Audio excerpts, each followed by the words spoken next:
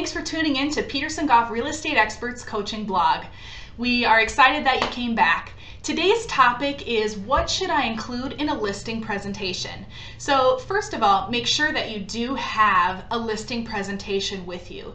It's one thing that can show your expertise, your credibility, and frankly, it can also be an example of some of your marketing, that you are a good marketer and you do produce a good product. So first of all, have a listing presentation.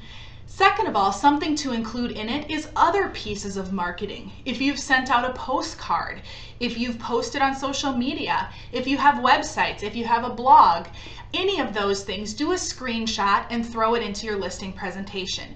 And it lets the seller know how they are going to be advertised. Also, let them know what websites they're going to be advertised on. So if your listing syndicates to multiple sites, then add those sites on there and just show them what kind of bang for the buck they get while using you.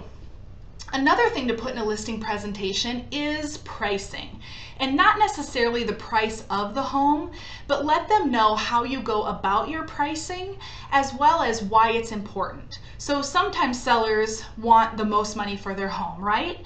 Well, you need to talk with them or have a conversation with them about what pricing really is.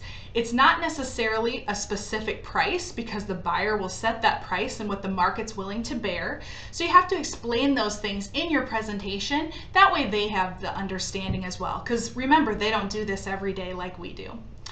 Another thing to include in your presentation is how you are different from others. It can also be called the Starbucks effect. So what makes you worth what you charge? And that might include things like things that you do that maybe other agents don't. It may include backing from the company that you're with if you're newer. It may also include special services that you provide.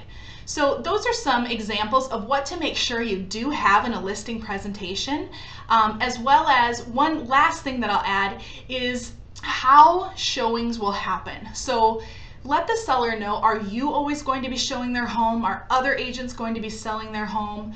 How likely is it that you yourself will bring the buyer? Those are just some things that if you've talked to a seller who had either been previously listed or maybe sold a home before, they might say, my agent never brought the buyer, or that company, they never even brought a buyer through. So if you explain those things in the listing presentation, you'll just have less hassle down the road.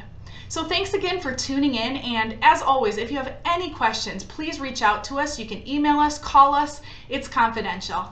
Thanks so much and have a great day.